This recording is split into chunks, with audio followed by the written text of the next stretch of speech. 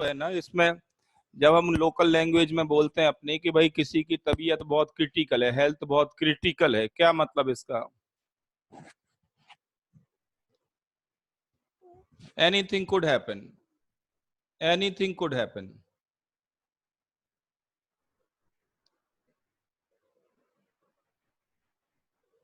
और यहां तो क्रिटिकल के आगे सुपर वर्ड लगा हुआ है, क्रिटिकल के आगे सुपर वर्ड लगा हुआ है, सुपर क्रिटिकल।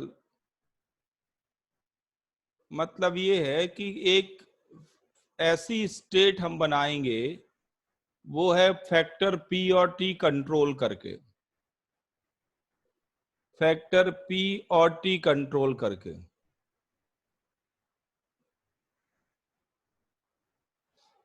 और अब आपके सामने क्या है, ध्यान दें, आपके सामने ये है कि ये आपको दिखेगा तो फ्लूइड की तरह,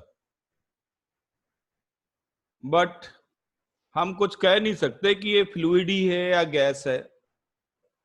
फ्लूइड नाम इसलिए आया क्योंकि वो फ्लो कर सकता है। फ्लूइड वर्ड का मतलब है फ्लो कर सकता है। और फ्लो कौन कौन करता है? लिक्विड भी फ्लो करता है, गैस भी फ्लो करता है।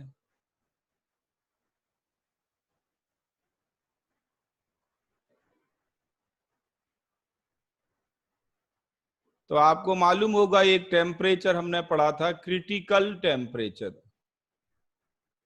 क्रिटिकल टेम्परेचर, क्रिटिकल टेम्परेचर की क्या कैरेक्टरिस्टिक है?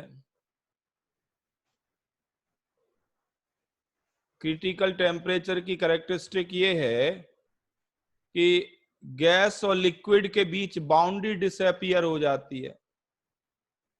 गैस और लिक्विड के बीच बाउंड्री डिसअपियर हो जाती है क्रिटिकल टेम्परेचर और प्रेशर पे। नाम ही पड़ा उसका क्रिटिकल। कुछ भी हो सकता है। हाँ, सरफेस टेंशन जीरो हो जाता है, बिल्कुल ठीक है। कुछ भी हो सकता है।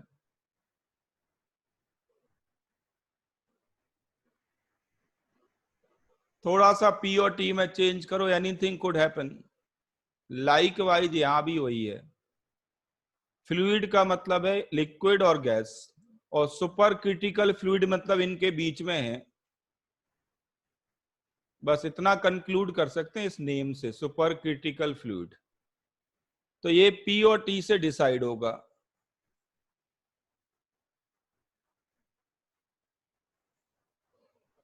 चलो आगे करते हैं, इतना समझ में आ गया? जस्ट मैंने वर्ड की मीनिंग बताई है, मुझे इसके अलावा और कुछ ज्यादा डिटेल पता नहीं, आप ढूंढे डिटेल मिल जाएगा। बट इस वर्ड की मैं मीनिंग बता रहा हूं कि साइंस ये कहती है कि ये कुछ इस तरह का होगा, ये वर्ड ये बताता है।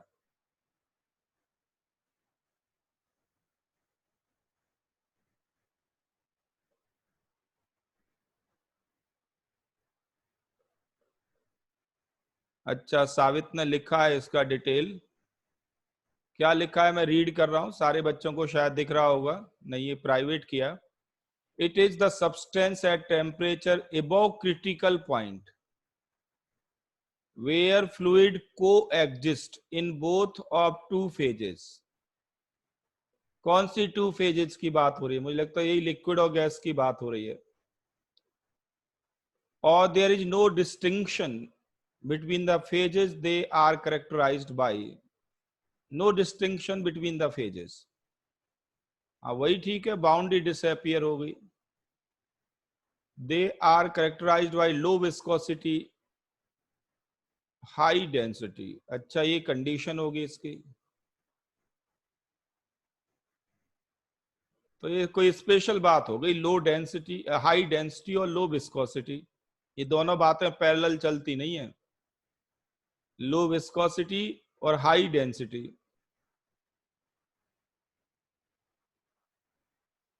तभी ये नाम आया सुपर क्रिटिकल। चलो, थैंक यू साबित, ठीक है। ये देखो आगे। हाँ, लास्ट क्लास में हमने मेटलर्जी की थी, मेटलर्जी कंप्लीट की थी। कोई पॉइंट मेटलर्जी में रह गया था? हाँ, वो एलिंगम डायग्राम पहले लिख लो, उसको पूरा करते हैं फिर आगे बढ़ेंगे। मेटलर्जी में लिखो आप एलिंगम डायग्राम, ड्रॉबैक उसके हमें करने थे। फेलियर उसके हमें करने थे।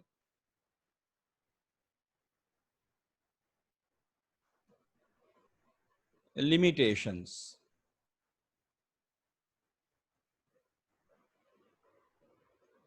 एनसीईआरटी में आप देखें एक बॉक्स बना के दिया गया है,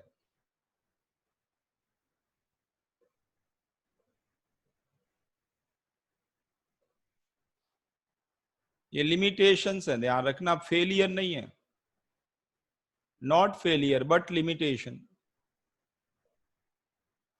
पहली लिमिटेशन तो ये है कि ये पूरी की पूरी थर्मोडायनामिक्स है। इलिंगम डायग्राम आपको मेटलर्जी की थर्मोडायनेमिक्स बताता है, नॉट काइनेटिक्स, नॉट काइनेटिक्स।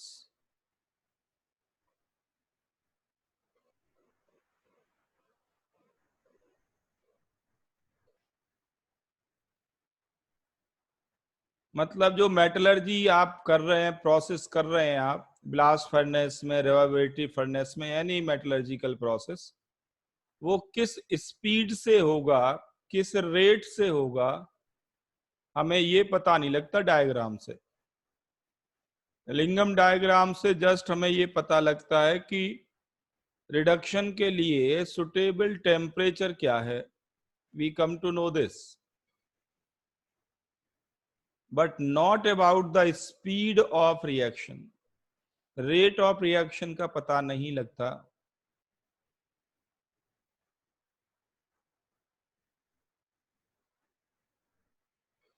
ये सबसे बड़ी लिमिटेशन तो यही है। दूसरी लिमिटेशन क्या है, जो इलिंगम डायग्राम बनाए गए हैं उसमें हमने डेल्टा जी नॉट का ग्राफ ड्रॉ किया था, डेल्टा जी नॉट, और डेल्टा जी नॉट होता है N R T L N के इक्विलिब्रियम। इससे हम इक्विलिब्रियम कांस्टेंट निकाल सकते हैं। इक्विलिब्रियम कांस्टेंट का मतलब ये है कि हम ये बता सकते हैं, हम ये बता सकते हैं कि कितनी अमाउंट हमारे पास प्रोडक्ट की है, मान लीजिए इक्विलिब्रियम सेट हो गया, तो इससे इक्विलिब्रियम कांस्टेंट निकाल सकते हैं। बट प्रॉब्लम कहाँ है, ये लिमिटेशन क्यों है? रियलिटी में ये रिएक्शन इक्विलिब्रियम पे नहीं हो सकती। क्यों नहीं हो सकती? क्योंकि क्लोज्ड कंटेनर चाहिए, और ब्लास्ट फर्नेस में अगर ये रिएक्शन चल रही है तो कार्बन मोनोऑक्साइड तो ऊपर जाके एग्जॉस्ट के थ्रू बाहर जाएगा। Blast furnace is not a closed container. Carbon monoxide वापस आयरन से रिएक्शन करके इनमें कन्वर्ट नहीं होता। तो दूसरी प्रॉब्लम ये है, लिमिटेशन, कि हमने जो ग्राफ बनाए हैं डेल्टा जी नॉट के, वो इसको इक्विलिब्रियम पे मान के डेल्टा जी नॉट निकाले गए हैं, फिर ग्राफ बने हुए हैं इसको इक्विलिब्रियम पे एज्यूम करके, पर ये इक्विलिब्रियम बनता नहीं है।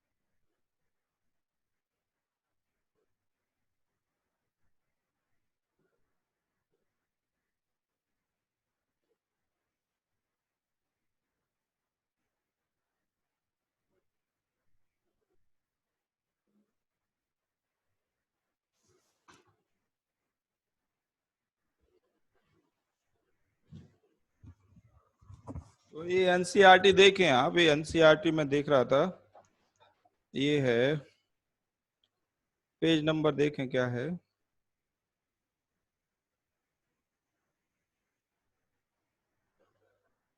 मेजर लिमिटेशन यही दोनों हैं बस,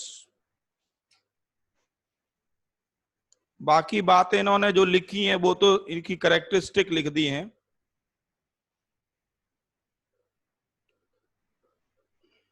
इसमें इन्होंने 5 पॉइंट्स लिखे हैं, ABCDE। मेन तो यही है दो, लिमिटेशन यही है, बाकी प्रॉपर्टी है।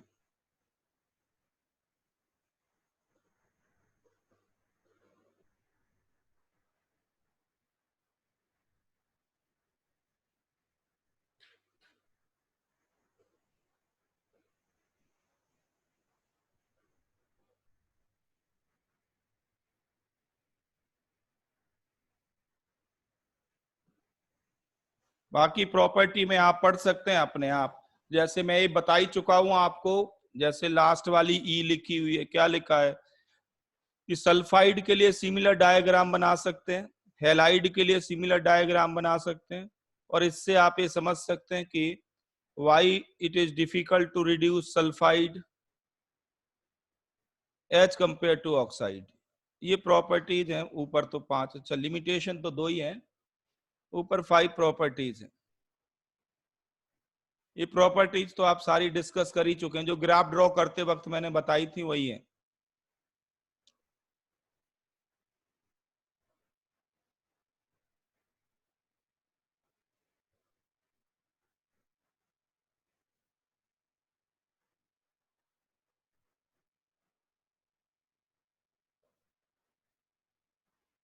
सी पॉइंट लिख रहा है, there is a point in a curve below which delta G is negative. Delta G naught is negative.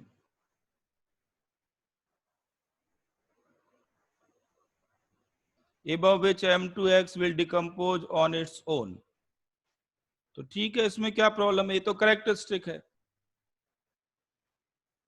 हमने ग्राफ ड्रॉ किए M2X के फॉर्मेशन के लिए, तो बिल्कुल कॉमन सेंस बात है। हमने ग्राफ ड्रॉ किए ऑक्साइड के फॉर्मेशन के लिए, इसका हमने ग्राफ ड्रॉ किया, ठीक है, और इसका डेल्टा जी नॉट निगेटिव है। अगर ये स्टेबल है तो निगेटिव होगा, अंडरस्टूड है, फॉरवर्ड होगी रिएक्शन। अगर ये निगेटिव है तो वो ये कह रहा है कि जब हम ग्राफ बनाते हैं तो ये निगेटिव भी होता है और पॉजिटिव भी दिखाते हैं ग्राफ पे। तो एक टेम्परेचर ऐसा है जिससे नीचे तो ये निगेटिव है, इसके ऊपर पॉजिटिव है। पॉजिटिव डेल्टा जी नॉट क्या बता रहा है कि अगर सॉलिड को इससे ज्यादा टेम्परेचर पे ले जाएं तो ये अपने आप ही टूट जाएगा, वापस आ जाएगा, इसमें थर्मली डिकम्पोज हो जाएगा।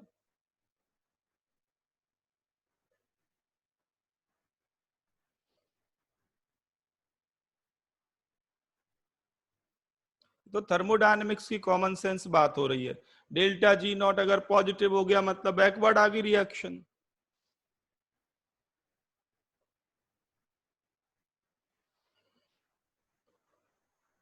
और कोई पॉइंट रह गया हो थर्मो इसमें मेटलर्जी में, कोई और point?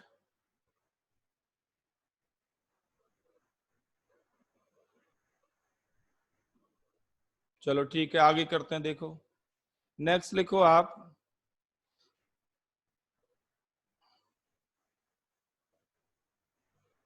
Next we come to salt analysis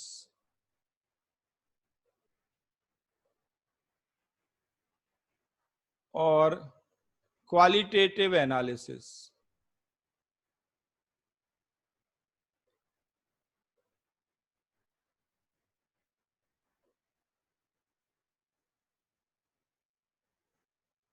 salt analysis और क्वालिटेटिव एनालिसिस भी इसको कहते हैं।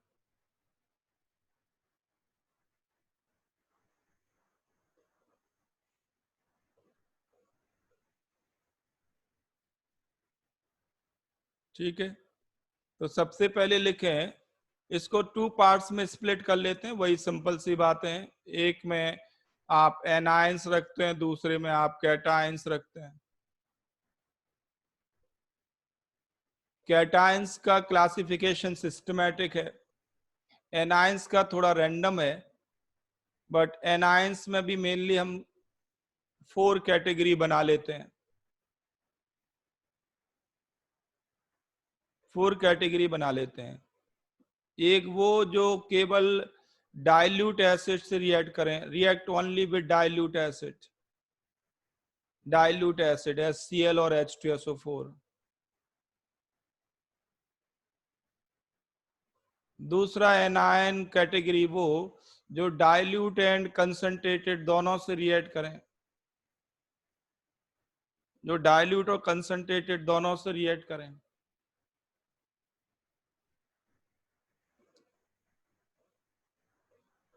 तीसरी एनायन कैटेगरी वो, इन दोनों में तो गैसेस आती हैं, ये डालने पे आपको गैसेस मिलती हैं,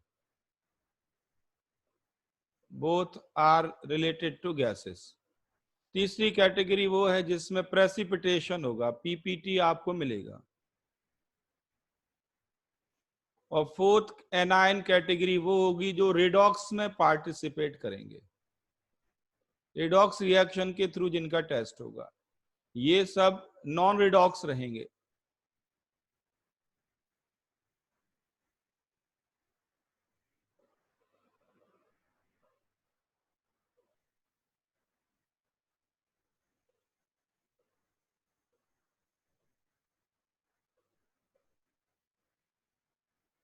ठीक है, बट यहाँ एक इंपॉर्टेंट पॉइंट नोट कर सकते हैं, वो ये कि कैटायंस में केवल एक ही कैटायन है जो गैसेस फॉर्म में आता है। वो कैटायन में अभी नाम लिख लें, एक ही कैटायन है जो गैसेस फॉर्म में टेस्ट देता है। कौन सा कैटायन है बता सकते हो?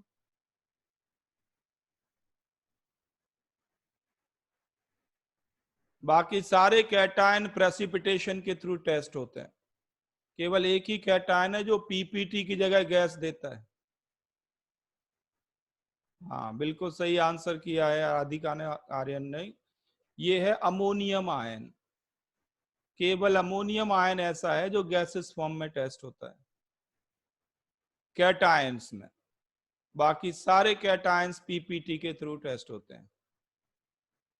तो जब भी आप कोई प्रॉब्लम पढ़ें किसी सॉल्ट से रिलेटेड और उसमें ये कहा गया हो कि हमने ये गैस लिबरेट हुई, ऐसा लिखा हो कि गैस लिबरेट हुई, तो समझ लेना कि एनायंस की बात हो रही है, एनायन की इंफॉर्मेशन आपको दी गई है। अगर गैस लिबरेट हो रही है तो कैटायन में कोई पॉसिबिलिटी है तो केवल एक ही है, वो है अमोनियम आयन। तो जो इन्फेरेंस हम निकालेंगे पहला पॉइंट पढ़ के कि ये गैस लिबरेट कर रहा है, इसका मतलब है एनायन की इंफॉर्मेशन है। अब आप लिस्ट लिख लें कि कौन केवल डाइल्यूट H2SO4 से रिएक्ट करते हैं और कौन दोनों से रिएक्ट करते हैं। ये आपको याद करना पड़ेगा कि कौन किससे रिएक्ट करता है, इसके लिए तो कुछ है नहीं आपके पास शॉर्टकट। डाइल्यूट एसिड से कौन रिएक्ट करता है और कौन दोनों से रिएक्ट करेगा।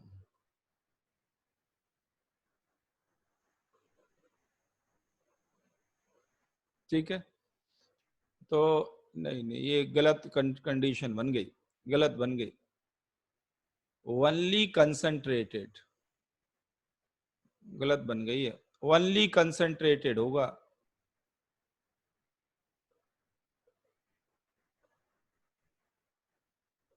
क्योंकि जो डाइल्यूट से रिएक्ट करेंगे वो कंसंट्रेटेड से तो रिएक्ट करेंगे ही करेंगे,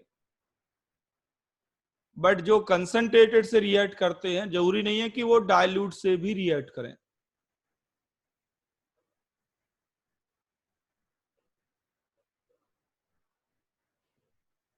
फिर से सुन लें, ऐसे एनायन जो कंसंट्रेटेड H2SO4 से रिएक्ट करते हैं not necessarily will react with dilute acid, but जो डाइल्यूट से रिएक्ट करते हैं वो गारंटीड है कि कंसंट्रेटेड से रिएक्ट करेंगे।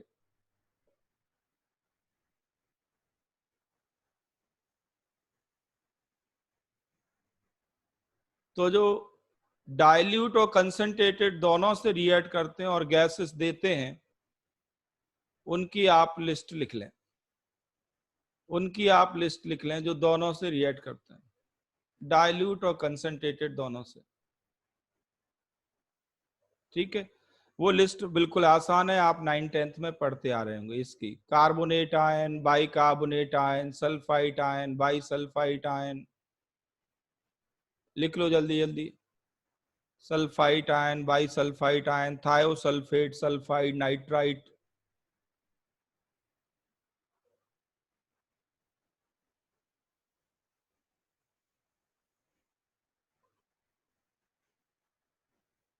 Cyanide ion, cyanate ion.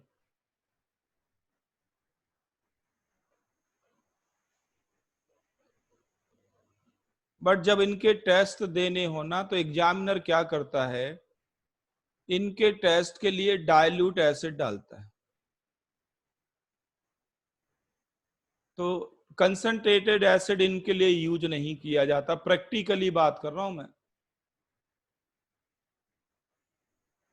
क्योंकि जो डाइल्यूट से रिएक्ट कर सकते हो उनमें कंसंट्रेटेड एसिड नहीं डालते।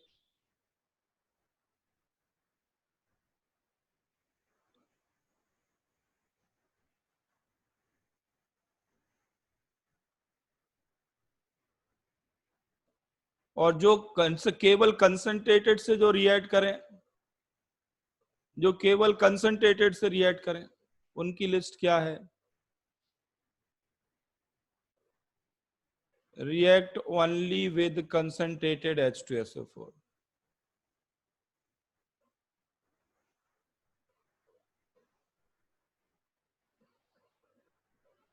ये डाइल्यूट एसिड से रिएक्ट नहीं करेंगे, जो मैं लिस्ट लिख रहा हूं केवल कंसंट्रेटेड से रिएक्ट करेंगे। इसमें सारे हैलाइड आयन आते हैं, एक तो सारे halide ion,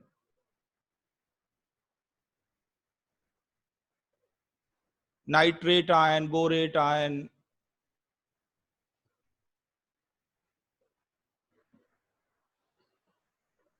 borate ion BO3- लिख देते हैं, बट रियलिटी में ये बोरेक्स फॉर्म में होता है। Acetate ion, oxalate ion.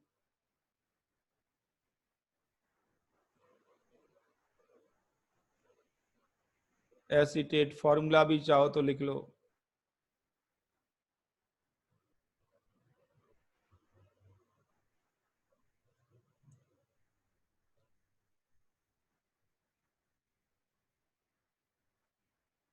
तो ये आपके सिलेबस में है, प्रैक्टिकल में है सारे। बाकी और अननेसेसरी नहीं लिखना है, बुक्स में तो बहुत सारे लिख देते हैं, वो सब नहीं लिखने हैं।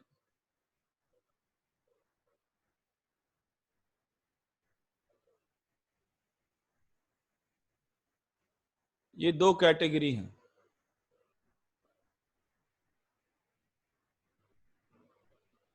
एसिड के साथ। अब प्रेसिपिटेशन रिएक्शन से किसका टेस्ट करते हैं? ये एक्सपेरिमेंटल बात कर रहा हूं मैं, जो डाटा आपको दिए जाते हैं प्रॉब्लम जब देते हैं, तो यही आपको कंक्लूड करना है।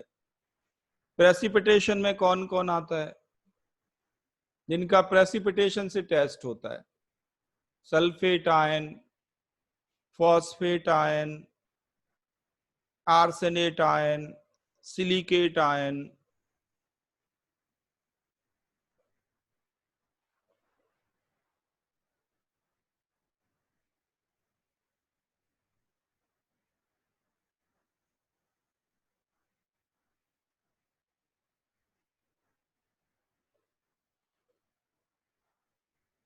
ये प्रेसिपिटेशन से टेस्ट होते हैं।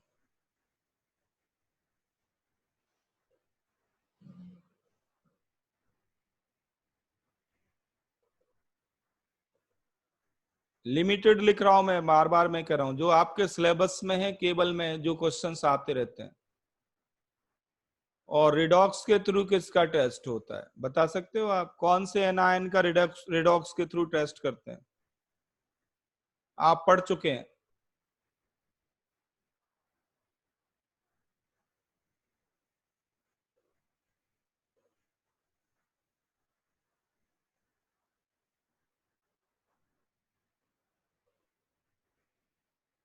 सावन एनायन पूछ रहा हूं बेटा मैं, एनायन, ऑक्साइड नहीं।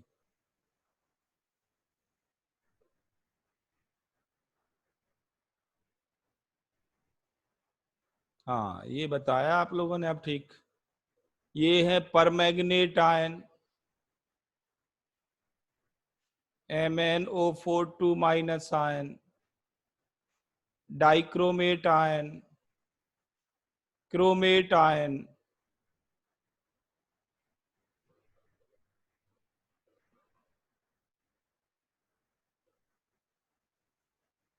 इनका टेस्ट इनके कलर के थ्रू होता है, कलर के थ्रू। परमैग्नेट आयन कैसा होता है बताओ जल्दी जल्दी, बोलो जल्दी जल्दी, याद होना चाहिए ये। पर्पल, बिल्कुल ठीक है। Manganate ion,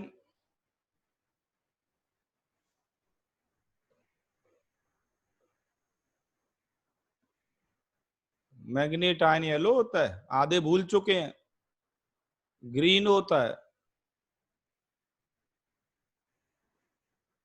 dichromate ion, orange. Chromate ion, yellow.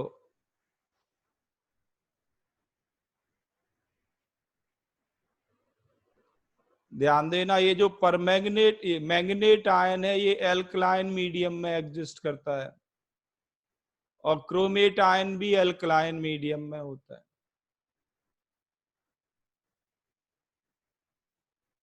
Acid डाल दें तो ये वापस बदल जाता है इसमें। ये सब आप पढ़ चुके हैं, तो ये अभी टेस्ट में भी इनका यूज करना है। ये चारों आपके सिलेबस में हैं, आप इनकी रिएक्शन सारी कर चुके हैं।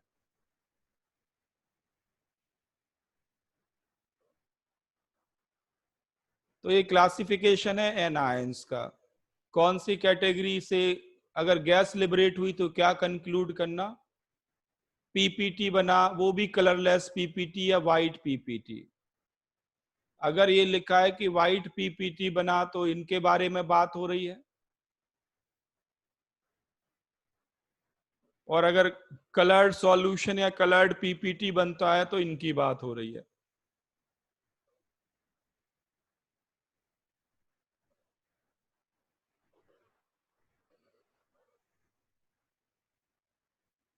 नॉर्मली इतनी सी नॉलेज से ही कई ऑब्जेक्टिव क्वेश्चंस हो जाते हैं, जस्ट इतनी सी नॉलेज से क्लासिफिकेशन बेस्ड बहुत क्वेश्चन आते हैं।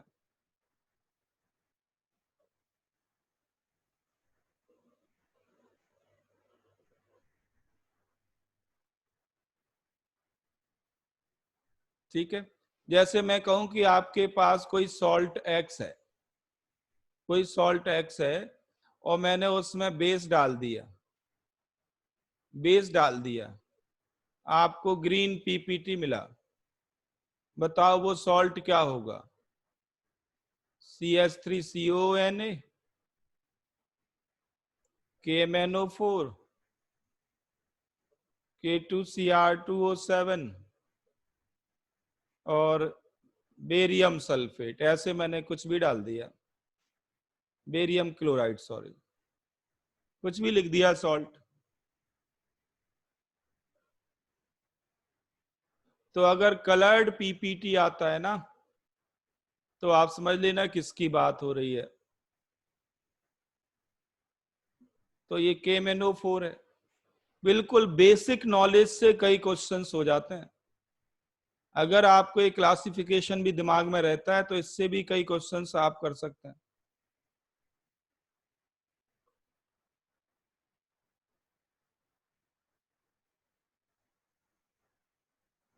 चलो ठीक है, now we come to test one by one. जो दोनों डाइल्यूट और कंसंट्रेटेड से देंगे,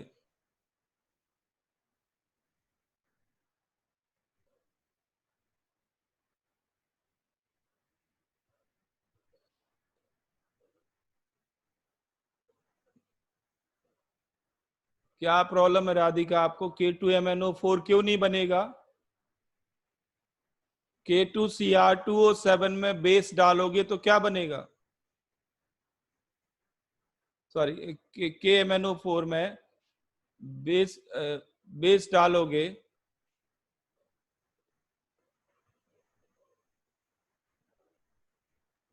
इसका मतलब KMnO4 K2Cr2 7 भूल रहे हैं बेटा आप?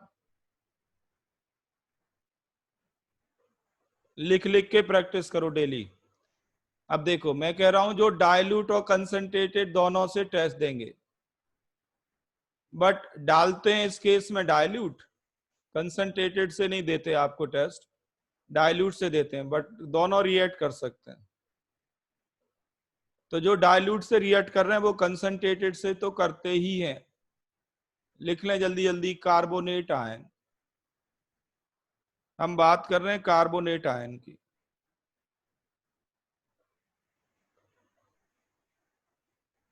तो आपके पास कोई सॉल्ट है जिसमें कार्बोनेट आयन है, कार्बोनेट आयन है, आप इसमें कंसंट्रेटेड और डाइल्यूट कोई भी एसिड डाल दो, आप सुनते सुनते थक गए होंगे, क्या बन जाता है? कार्बन डाइऑक्साइड लिबरेट होती है, कार्बन डाइऑक्साइड लिबरेट होती है।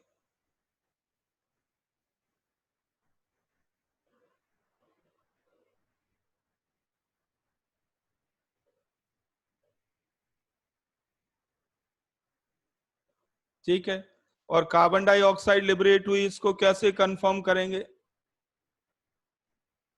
इसका कंफर्मेटरी टेस्ट क्या है? कार्बन डाइऑक्साइड को लाइम वाटर के थ्रू पास कर दो, तो आपको CaCO3 का वाइट PPT मिल जाएगा, या मिल्की PPT मिल जाएगा, मिल्की।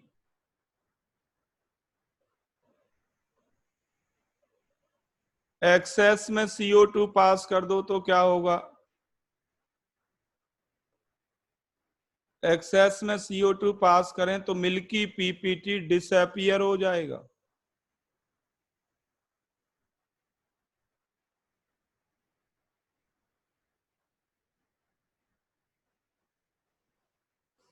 अब यहाँ पे ध्यान देना है आपको कि कैल्शियम कार्बोनेट तो वाटर में इंसॉल्युबल होता है, बट बाइकार्बोनेट सॉल्युबल होता है।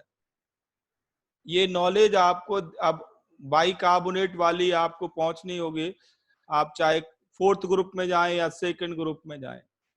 रिमेंबर, CaHCO3 सॉलिड एग्जिस्ट नहीं करता, कैल्शियम बाइकार्बोनेट ये एग्जिस्ट करते हैं केवल एक्वस फेज में। LiSCO3 नाम का सॉलिड भी एग्जिस्ट नहीं करता, ये अनस्टेबल होते हैं सॉलिड फेज में।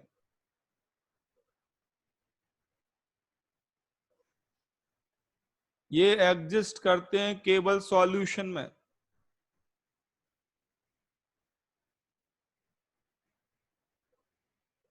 But calcium carbonate solid exist करता है और वाटर में इंसॉल्युबल होता है।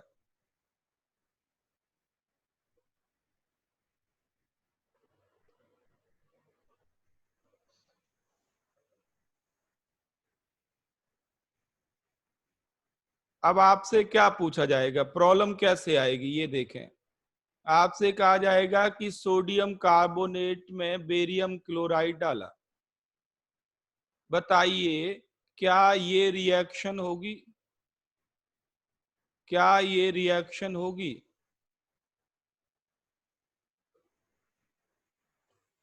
या ये कहें सोडियम कार्बोनेट किस किस से रिएक्ट करता है?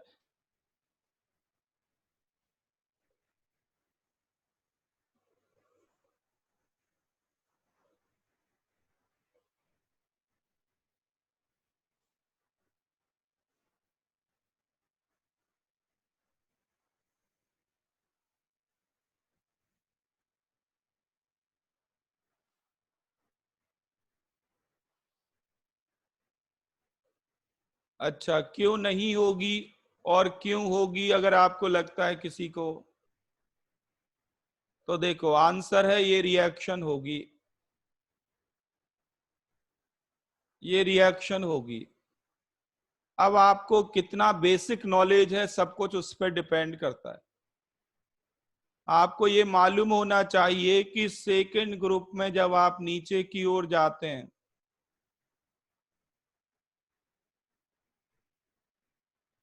सेकेंड ग्रुप में जब नीचे की ओर जाते हैं तो कार्बोनेट की सॉल्युबिलिटी डिक्रीज करती है, सॉल्युबिलिटी ऑफ कार्बोनेट डिक्रीज करती है। अब ये बेसिक नॉलेज आपके दिमाग में रहनी चाहिए। अब मैंने कहा कि कैल्शियम कार्बोनेट वाटर में इंसॉल्युबल है।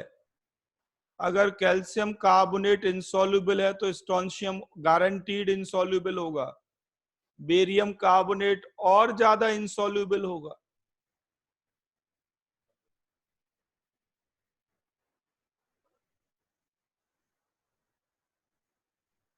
तो बेरियम कार्बोनेट का पीपीटी तो और आसानी से बनेगा।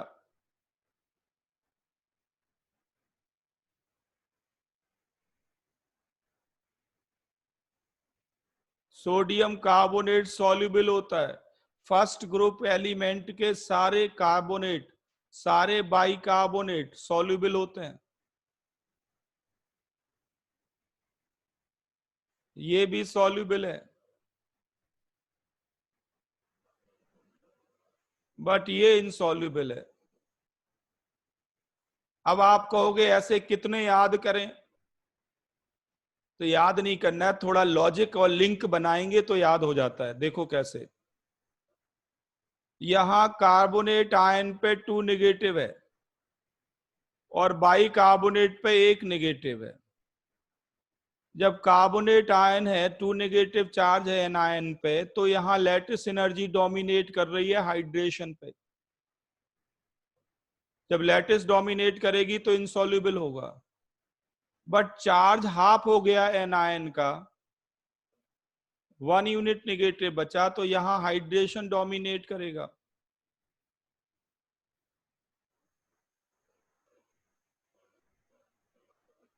तो ये सॉल्युबल आ गया। अब यहां पे लॉजिक लगाओ। ये तो कार्बोनेट में समझ में आ गया कि नीचे जाने पे इनसॉल्युबल हो रहा है। अब यहाँ पे कार्बोनेट में 2 नेगेटिव और क्लोराइड में 1 नेगेटिव। इसका मतलब है कि क्लोराइड सॉल्युबल होंगे, कार्बोनेट इनसॉल्युबल होगा। तो जब नेगेटिव चार्ज बढ़ रहा है ज्यादा, नेगेटिव चार्ज बढ़ रहा है अगर, तो सॉल्युबिलिटी कम हो रही है। इवन पॉजिटिव चार्ज बढ़ेगा तो भी कम होती है। दोनों केस में लैटिस एनर्जी डोमिनेट करनी है। लैटिस एनर्जी किसके प्रोपोर्शनल होती है? Q1 Q2 बाई आर के। आप देख लो, सोडियम कार्बोनेट सॉल्युबल है और कैल्शियम कार्बोनेट इनसॉल्युबल है। किस बात का डिफरेंस है इनमें जो मेजर पॉइंट है? किस बात का मेजर डिफरेंस है? वो ये है कि सोडियम पे 1 नेगेटिव चार्ज है, यहाँ कैल्शियम पे 2 नेगेटिव चार्ज है। बात समझ में आ रही है आपको? ये नहीं कि ब्लाइंडली रटना है, थोड़ा सा लिंक बनाओगे तो याद हो जाता है सारा। आंखें बंद करके रटोगे तो कल भूल जाओगे।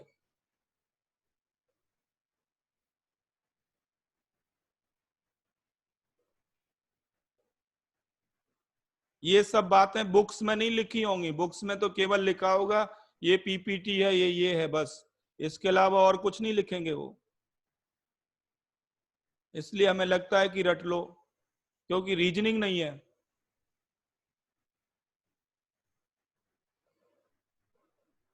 तो अब आपको समझ में आ गया ये रिएक्शन क्यों होगी। आयन एक्सचेंज रिएक्शन फॉरवर्ड कब जाती हैं? कई कई बार आप सुन चुके होंगे। आयन एक्सचेंज रिएक्शन फॉरवर्ड तब जाएंगे जब प्रोडक्ट मोर वोलेटाइल हो या लेस सॉल्युबल हो। तो क्या आप कह सकते हैं कि ये रिएक्शन होगी?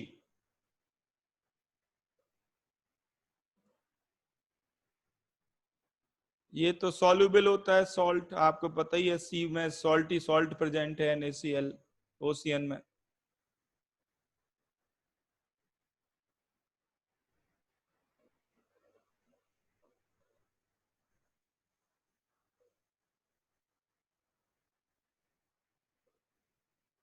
तो ध्यान रहे, फर्स्ट ग्रुप एलिमेंट के कार्बोनेट तो सारे सॉल्युबल होते हैं, सेकंड ग्रुप के कार्बोनेट इनसॉल्युबल होते हैं, केवल बेरिलियम कार्बोनेट सॉल्युबल होता है, बाकी सारे इनसॉल्युबल होते हैं।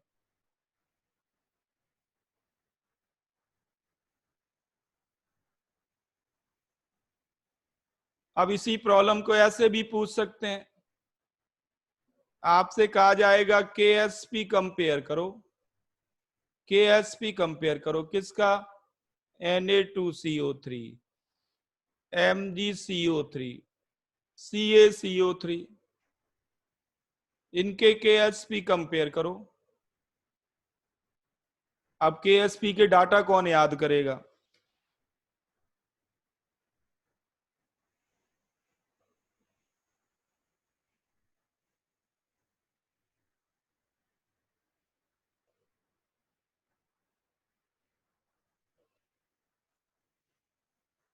रीजन आप लिखते जाना, ध्यान रहे रीजन आपको बुक्स में नहीं मिलेंगे, वहां तो रिएक्शन रिएक्शन लिखी मिलेंगी।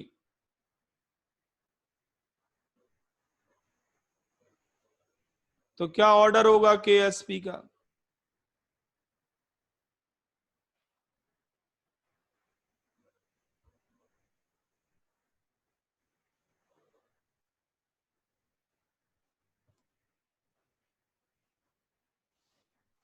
तो KSP का जो ऑर्डर होगा वो है 1 2 3। बिल्कुल ठीक आंसर है। कर सकते हैं सिंपल लॉजिकली, डाटा याद करने की जरूरत नहीं है।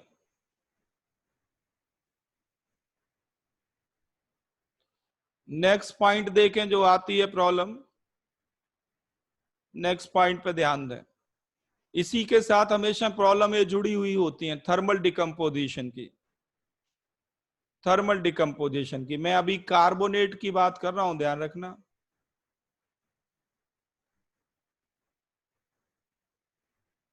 तो जो फर्स्ट ग्रुप के कार्बोनेट हैं उनमें केवल लिथियम कार्बोनेट थर्मली डिकम्पोज होता है, बाकी और किसी का भी थर्मल डिकम्पोजिशन नहीं होता।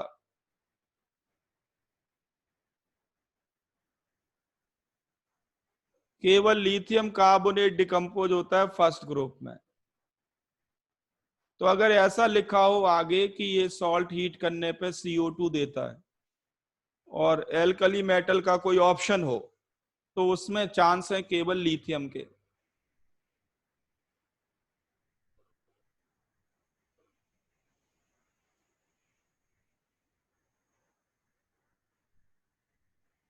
तो लिथियम आयन एक्सेप्शनल है फर्स्ट ग्रुप में due to high polarising power, आपको मालूम है। इसी तरह से सेकेंड ग्रुप में सबसे आसान डिकम्पोजिशन होता है बेरिलियम कार्बोनेट का, बाकी तो 1000 से ऊपर डिकम्पोज होते हैं, बट सेकेंड ग्रुप के डिकम्पोज रिलेटिवली आसानी से होते हैं फर्स्ट ग्रुप के कंपैरिजन में।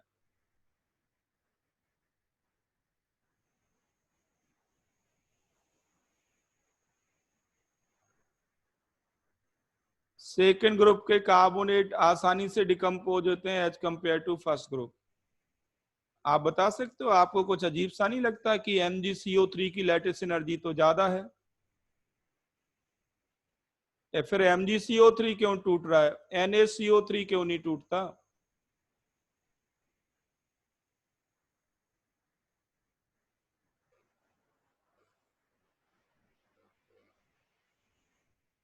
कौन बताएगा, बोलो।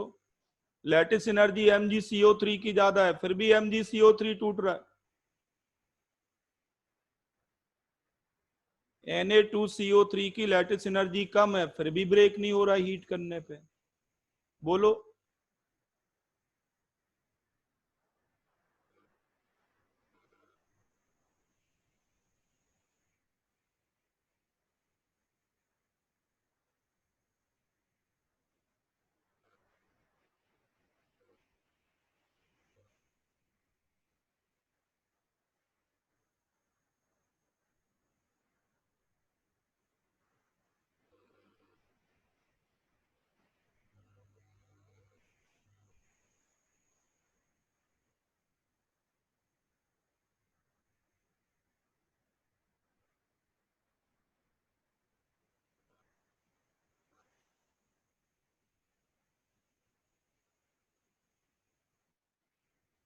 देखो इनको कहते हैं ड्राई टेस्ट। ये जो आप इक्वेशन लिख रहे हैं ना, इनका नाम है ड्राई टेस्ट। मतलब सीधे सीधे सॉल्ट को हीट कर देना। तो सबसे बड़ी जो प्रॉब्लम है यहाँ पे वो ये कि बच्चे ये नहीं याद करते कि लैटिस एनर्जी और थर्मल स्टेबिलिटी में क्या डिफरेंस है। वो एक ही चीज समझ बैठते हैं। Lattice energy and thermal stability are different property, they are not same. Lattice energy का थर्मल स्टेबिलिटी से कोई लेना देना नहीं है। कैसे? अगर मैं MgCO3 की लैटिस एनर्जी जब कहता हूं, इसका मतलब ये है MgCO3 की लैटिस एनर्जी की जब मैं बात करता हूं तो इसका मतलब ये है कि Mg आयन बनाना आइसोलेटेड, कार्बोनेट आयन बनाना आइसोलेटेड, ये जो टेम्परेचर है ये बताएगा लैटिस एनर्जी। बट ये टेम्परेचर क्या बताएगा आपको? Thermal stability.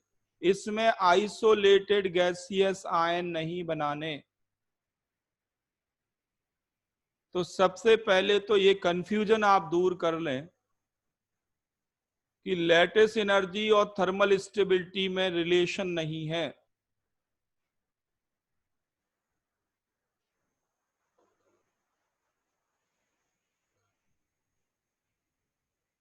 दूसरा पॉइंट ये है कि लैटिस एनर्जी पोलराइजिंग पावर पे डिपेंड नहीं करती।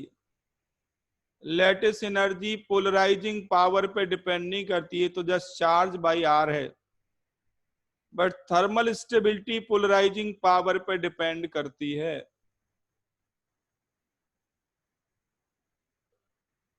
तो पोलराइजिंग पावर हाई होगी तो थर्मल स्टेबिलिटी कम होगी।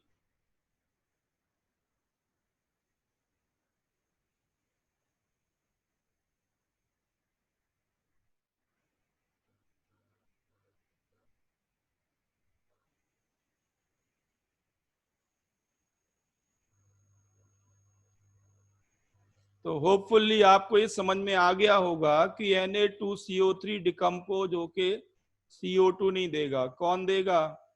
MgCO3। या रिलेटिव बोलें तो MgCO3 का थर्मल डिकम्पोजिशन आसान है, क्योंकि Mg2+ आयन की पोलराइजिंग पावर Na+ से ज्यादा होती है।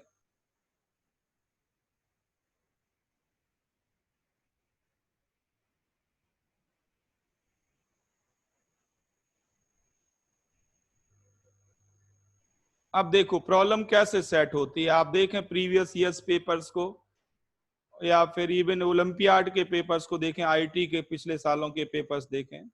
प्रॉब्लम कैसे सेट होती है? ऐसे आएगी कि एक हमारे पास सॉल्ट है, इसमें हमने डाइल्यूट एसिड डाला, कोई गैस लिबरेट हुई, वो गैस लाइम वाटर से रिएक्शन करके मिल्की PPT देती है, मिल्की PPT।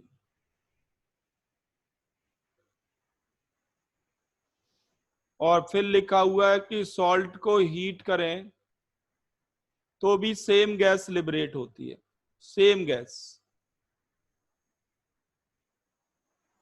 बताओ पॉसिबली कौन सा सॉल्ट हो सकता है?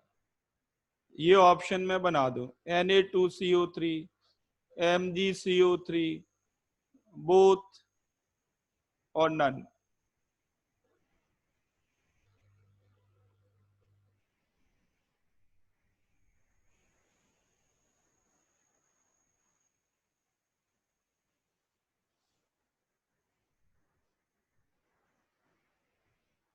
अब आप कहोगे कि कार्बोनेट तो दोनों में है, तो जो ये वेट टेस्ट है ये तो सारे दे रहे हैं।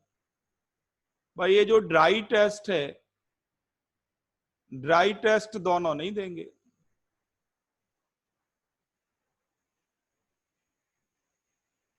ड्राई टेस्ट देगा MgCO3। तो ये प्रॉब्लम आप तभी कर पाएंगे जब आपको प्रैक्टिकल भी आते हो और इनऑर्गेनिक केमिस्ट्री भी आती हो, और वो भी लॉजिकली। तो आप ऑप्शन हिट कर लेंगे। रटना नहीं है, कंपैरिजन आना चाहिए। बेस्ट ऑप्शन सिलेक्ट करना आना चाहिए।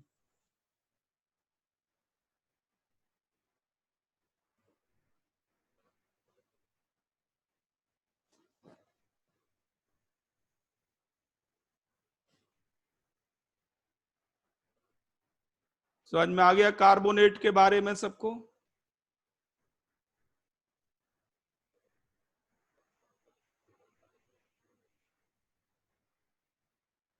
दूसरा लिखो, बाइकार्बोनेट आयन, बाइकार्बोनेट। अब बाइकार्बोनेट आयन में भी आप एसिड ऐड करें, कोई भी डाइल्यूट और कंसंट्रेटेड। ऐड तो करते हैं डाइल्यूट, प्रैक्टिकली डाइल्यूट लेते हैं, जो डाइल्यूट से हो सकता है वो डाइल्यूट से ही कराते हैं। तो सेम गैस इवॉल्व होगी CO2। लाइम वाटर के थ्रू पास करें तो इससे भी मिल्की पीपीटी आएगा। अब आप कहोगे कि कार्बोनेट और बाइकार्बोनेट तो सेम ही गैस दे रहे हैं सेम एसिड डालने पे, then how to make difference between carbonate and bicarbonate? अब एक ना एक और इंफॉर्मेशन होगी जिससे इनमें डिफरेंस करेंगे।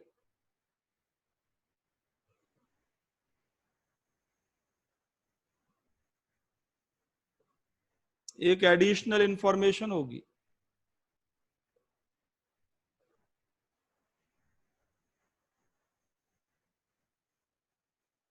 वो है या तो ड्राई टेस्ट देंगे। ड्राई टेस्ट में क्या है, मान लीजिए फर्स्ट ग्रुप के बाइकार्बोनेट हैं, तो ये फर्स्ट ग्रुप के बाइकार्बोनेट सारे टूट जाते हैं? कार्बोनेट नहीं टूटते, बाइकार्बोनेट टूट जाते हैं। सेकंड ग्रुप के बाइकार्बोनेट तो सॉलिड फेज में एग्जिस्ट ही नहीं करते। ये तो सेकंड ग्रुप के बाइकार्बोनेट सॉलिड फेज में एग्जिस्ट नहीं करते।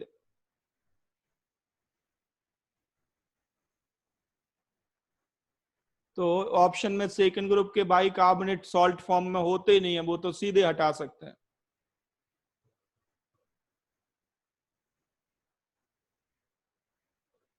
और फर्स्ट ग्रुप में भी आपने लिख लिया लिथियम का बाइकार्बोनेट सॉलिड फेज में नहीं होता। तो एक तो इससे ऑप्शन को कंफर्म करेंगे अगर फर्स्ट और सेकंड ग्रुप में फाइट है तो। बट मान लो आपको दो ऑप्शन बाइकार्बोनेट से फर्स्ट ग्रुप के ही दे दिए गए, फिर क्या करें? तो कार्बोनेट बाइकार्बोनेट में डिफरेंस करने के लिए ये है, एक और आपको स्टेप होगा आगे, इंफॉर्मेशन गारंटीड होगी कि बेस से भी रिएक्ट करता है वो सॉल्ट।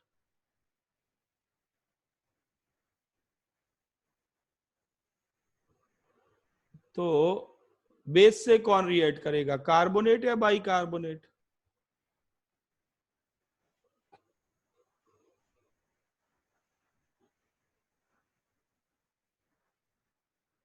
तो बाइकार्बोनेट आयन एम्फोटेरिक है, बाइकार्बोनेट आयन एम्फोटेरिक है, ये बेस से भी रिएक्ट करता है। ये एम्फोटेरिक आयन है। कुछ ना कुछ एडिशनल इंफॉर्मेशन होगी आपके पास।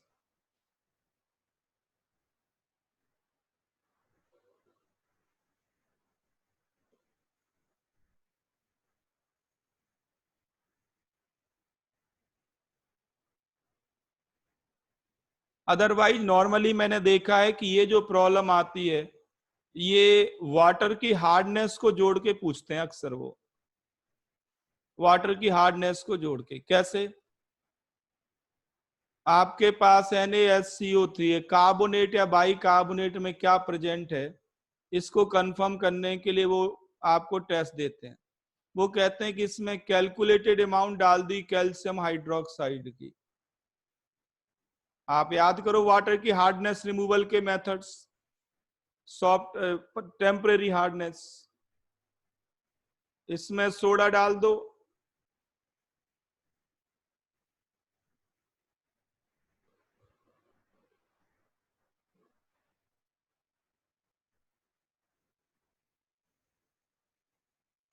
तो आपको पता ही है कि टेम्परेरी हार्डनेस कौन से आयन की वजह से होती है?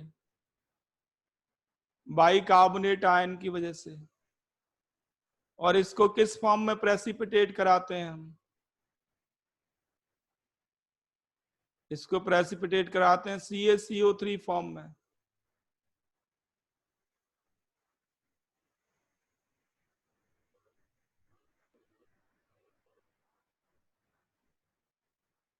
ठीक है, तो Na2CO3 अगर आप डाल देंगे इसमें तो क्या बन जाएगा? NaHCO3। अगर यहाँ भी Na कॉमन हो गया, या कोई दूसरा सॉल्ट ले लो। हार्डनेस की अगर मैं बात करूं, नॉर्मली हार्डनेस में क्या ले लेते हैं यहाँ पे? Mg और कैल्शियम, तो फिर ये फॉरवर्ड जाएगी, ये इसके लिए ठीक नहीं है।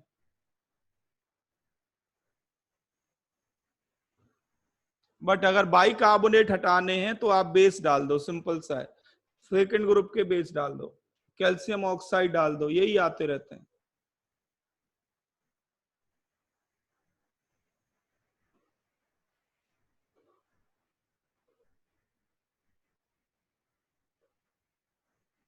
तो कार्बोनेट और बाइकार्बोनेट में डिफरेंस करने का तरीका है कि बाइकार्बोनेट बेस से रिएक्ट करता है, कार्बोनेट बेस से रिएक्ट नहीं करता।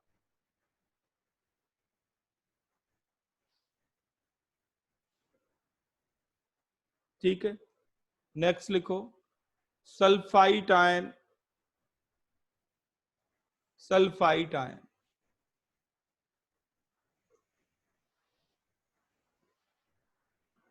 ठीक है, तो अभी इतना रहने देते हैं, नेक्स्ट क्लास में करते हैं। अभी दूसरे बैच के डाउट हैं इस टाइम पे अभी तो नेक्स्ट क्लास में इसको कंटिन्यू करते हैं। ठीक है, इनको प्रैक्टिस करते रहो, ध्यान रहे नोट्स ज्यादा से ज्यादा एक्सप्लेनेटरी होने चाहिए, रीजनिंग ज्यादा से ज्यादा लिखना। बुक्स में रीजनिंग नहीं मिलती।